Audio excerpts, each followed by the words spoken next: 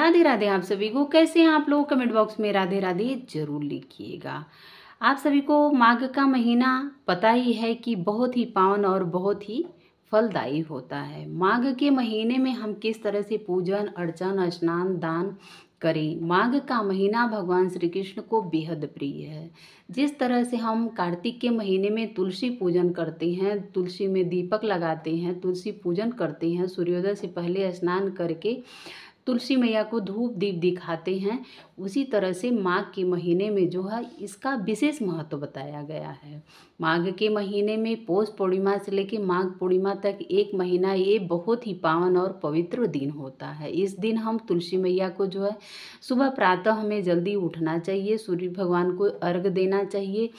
सूर्य भगवान को जब भी हम जल दें तो उसमें कुछ चाहे मीठी चीज़, चाहे हल्दी या थोड़ी लाल पुष्प डाल के सूर्य भगवान को जल देना चाहिए। सूर्य भगवान को जल इस माघ के महीने में देना बेहद ही फलदायी माना गया है।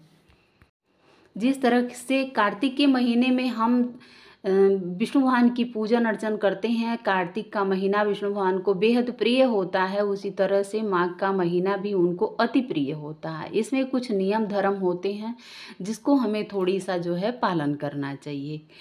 माघ के महीने में स्नान का तो बहुत ही महत्व है। आप स्नान करना चाहिए, तिल का दान करना चाहिए। माघ के महीने में तिल का दान करना चाहिए। तिल भगवान विष्णु भगवान को चढ़ाना चाहिए, काला तिल जो है चढ़ाना चाहिए और काला तिल का जो है हमें दान करना चाहिए। माघ के महीने में ऊनी वस्त्रों का दान करना चाहिए। जैसे आप दान कर रहे हैं, अगर नया दान लेके कपड़ा लिए हैं, ऊनी है, स्वेटर है, साल है, कंबल है आपके पास, तो आप जो है दान सामर्थ्य के अनुसार जो है आप दान कर सकते हैं। कार्तिक मास और माघ मास दोनों ही महीना जो है श्री हरि विष्णु भगवान को बेहद प्रिय होता है। धर्मशास्त्रों के अनुसार इन दोनों महीनों का बहुत ही महत्व होता है। साधारण महीनों में जिस तरह से हम पूजन अर्चन भक्ति भाव करते हैं, स्नान दान करते हैं, उतना ही अगर हम माघ के महीने में करते हैं तो श्री हरि विष्णु भगवान की अनंत कोटि जो है कृपा हमारे ऊपर प्राप्त होती है और हमारे सभी कष्ट कट जाते हैं। उनकी असीम कृपा पाने के लिए माघ के महीने में कुछ काम जरूर करना चाहिए। तिल से हवन करना चाहिए अपने पूजा घर में। अगर हम बाहर नहीं कहीं स्नान करने जा रहे हैं तो हम अपने घर में पूजा घर में जो है तिल से जो है हवन करनी चाहिए। थोड़ी सा घी और आम की लकड़ी है या आपके पास गाय के गोबर का उपला है, उसमें घी डाल के आप जो है इस तरह से हवन माघ मास में प्रतिदिन हवन करना चाहिए, क्योंकि ठंडी का मौसम है, भगवान के सामने जो है हवन प्रज्वलित करना चाहिए। तो इस तरह से जो है माघ के महीने में श्री हरि विष्णु भगवान की कृपा पाने के लिए हमें माघ मास में कुछ जो नियम होते हैं, किस तरह से दान करें, किस तरह से पूजन करें, किस तरह से हम जो है माघ के महीने में भक्ति भाव करें कि श्री हरि विष्णु भगवान की कृपा हमारे ऊपर बहुत ज़्यादा नहीं तो थोड़ी तो कम से कम मिलनी चाहिए। इस तरह से हमें माघ के महीने में पूजन हवन यज्ञ और दान पुण्य स्नान करने से हमें अनंत कोटि फल की प्राप्ति होती है। तो हवन इस तरह से थोड़ी सा जब आप करते हैं तो उसमें थोड़ी सा जो है काला तिल डाल के जो है आप घर में धूप ध्वनि दिखा सकते हैं। माघ के महीने का वर्णन नहीं किया जा सकता है कि इस माघ के महीने का स्नान का कितना फल मिलता है। सभी दानों में, सभी यज्ञ में, सभी तपस्या में सबसे बड़ा महान इस माघ के महीने का स्नान का फल मिलता है। अगर आप माघ के महीने में स्नान कर रहे हैं तो समझ लीजिए कि बड़े बड़े दान जो हैं आप जो है पूर्ण कर लिए हैं। इतनी बड़ी माघ के मास की जो है स्नान करने की महिमा बताई गई है। स्नान के बाद आप कुछ मंत्र होते हैं जिसका आपको उच्चारण करना चाहिए। जैसे आप सूर्योदय से पहले उठना चाहिए आपको। सूर्योदय से पहले अगर स्नान कर ले रहे हैं तो बहुत अच्छी बात है। सूर्योदय से पहले अगर आप उठ रहे हैं, स्नान कर रहे हैं, तो आपको कुछ मंत्रों का जो है जाप करना चाहिए। श्री हरि विष्णु भगवान की पूजन अर्चन विशेष तौर पे करनी चाहिए। जैसे मान लीजिए आप तुलसी का माला ले लीजिए, उसी से आप जाप कर सकते हैं। ओम नमो भगवते वासुदेवाय, ओम नमो भगवते वासुदेवाय, इस मंत्र का जाप कर सकते हैं। ओम कृष्ण जी के मंत्र का आप जाप कर सकते हैं।